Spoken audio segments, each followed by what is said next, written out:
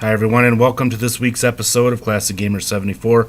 I'm your host Anthony Ventrilo, and this week we are going to discuss the Star Wars games for the Atari 2600.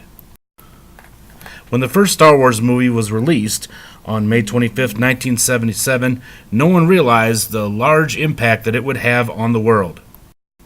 It would go on to change the way people saw movies, and of course would turn the sci-fi world upside down from that point forward.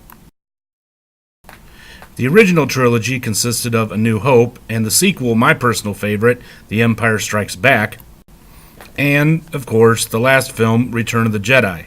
Then there would be two more trilogies, several spin-off TV shows, cartoons, and movies. Star Wars was also very marketable. Kenner created action figures of key and not-so-memorable characters, as well as some of the ships, like the Millennium Falcon, the Star Destroyer, and even the Death Star, as well as play sets of various scenes from the films. And of course, anything that was popular in the 80s was eventually made into video games, and Star Wars was perfect for the video game market. Parker Brothers purchased the licensing, and they were the ones who would make the games for the Atari 2600, the first called Star Wars the Arcade Game, which of course was based on the Star Wars arcade game, which featured dialogue by some of the actors from the movies as well as very realistic sound effects from the films. Alright, so let's get started. Now, in this particular game, what you're doing is they're recreating the famous last scene from A New Hope where you, Luke Skywalker, are trying to destroy the Death Star. Of course, you're starting off outside the Death Star shooting at the TIE fighters and trying to avoid getting shot at by them.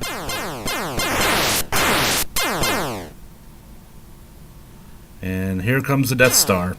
And of course, now you're flying around the Death Star, shooting at some of the towers that are trying to shoot at you without crashing into them.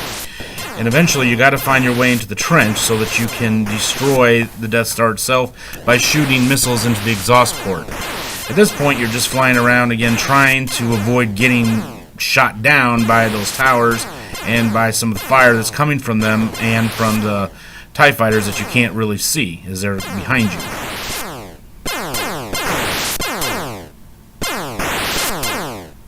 Alright, now we're in the trench. Best thing to do here is to keep low and stay below the fire from the enemies and wait for that, look for that special opening where you shoot into the exhaust port and destroy the Death Star. The first time you try this, it's pretty easy, but after you beat the game the first time, it gets harder and harder as you have more TIE fighters and more things shooting at you. There it is. And you've done it. Destroyed the Death Star. Congratulations.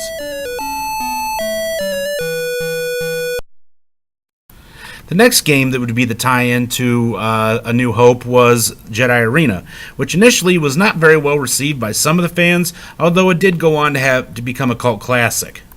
Alright, now the object of the game is you are to try to take each other out using the seeker in the middle of the ring. You can shoot at each other and block each other's shots with your lightsabers. And you have a barrier around each other that you try to take shots at using the seeker. Now, it's not as easy as it sounds, because aiming with the seeker is kind of hard and having to use your lightsaber at the same time. Whoever can get their opponent get 3 hits on their opponent will win. And of course, occasionally the Force takes over and the seeker starts shooting like crazy wherever it wants to. You can see that me and a computer opponent are at 2 wins each. It's also fun to play it against someone. Definitely one of the best 2-player games, and actually I think it's about the only 2-player game that was created in the Star Wars series for the 2600. I have it set on slow right now, but you can really pick up the pace on this game and really, make it very challenging. So it looks like I've almost got my opponent hit, and I'm getting kind of low myself.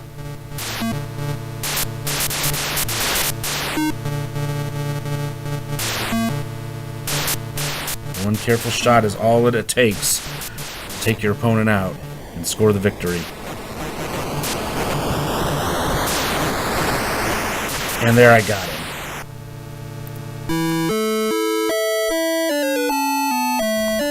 The next game in the series was a tie-in to The Empire Strikes Back. This was the biggest selling game in the series and one that just about everyone I knew owned.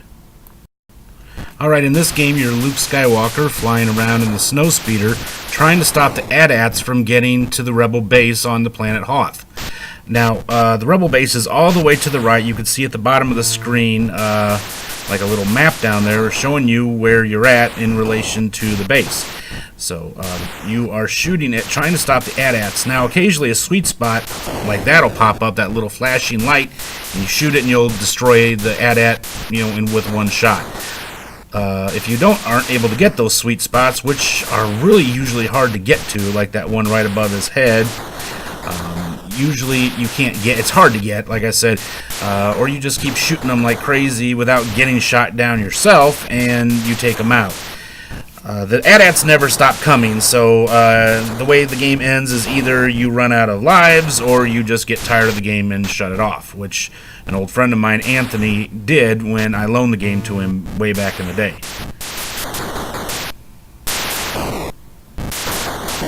Now, occasionally you'll get the Force and your ship will start flashing like that, and you'll be indestructible for a short period of time as long as the ship keeps flashing and the Star Wars theme keeps playing.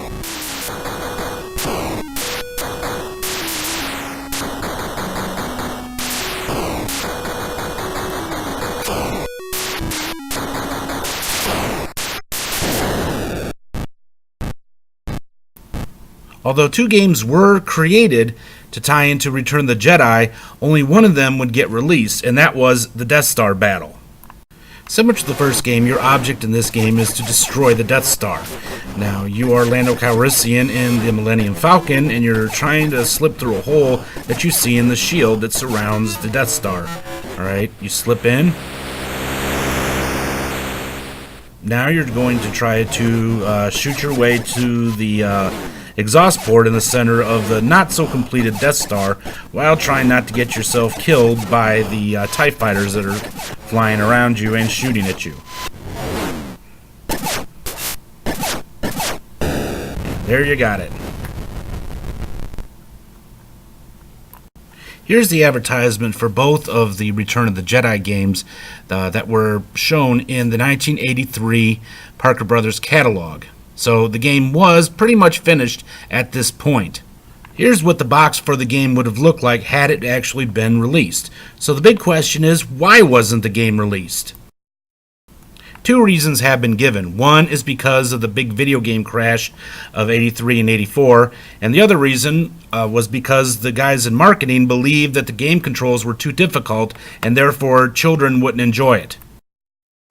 This would become a reoccurring theme with Parker Brothers. They would advertise games in their catalog, and then those games would never get released.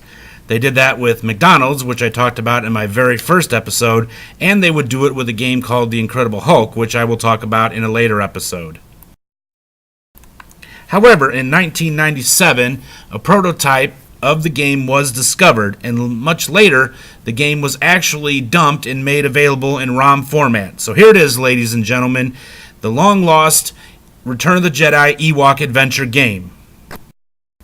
Alright, so the object of the game is to destroy the bunker that is deep in Endor Forest. And you are an Ewok on a hang glider, and you're dropping rocks on the Imperial Walkers, Stormtroopers, and the speeder bikes. Now, it is...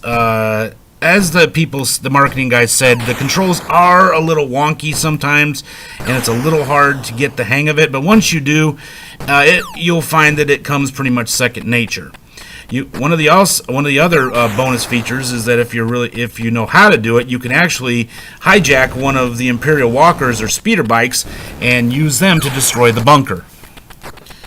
And like I said, it is sometimes difficult because while you're flying around and dropping rocks, you also have to maintain your altitude so that you don't crash into the trees. So again, it's kind of a multitasking game, and the controls are a little wonky, but like I said, once you get the hang of it, you're okay. And also you have a limited number of rocks to toss, so you kind of got to keep an eye on those and not throw too many. Because your main objective is to take out the bunker.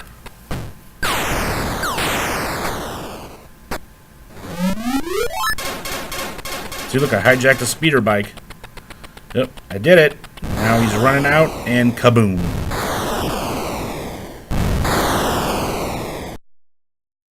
Well, that brings us to the end of this week's episode of Classic Gamer 74. I hope you all enjoyed it. If you'd like to play these games or any other Atari games, the best place to go is AtariAge.com for all your Atari needs. This has been Anthony Ventrilo. Thank you for stopping by. I hope to see you all again next time. Don't forget to like, share, and subscribe. And click that little bell icon so you will be notified when I post new videos. Until then, have a blessed day, and I will see you all soon. Goodbye.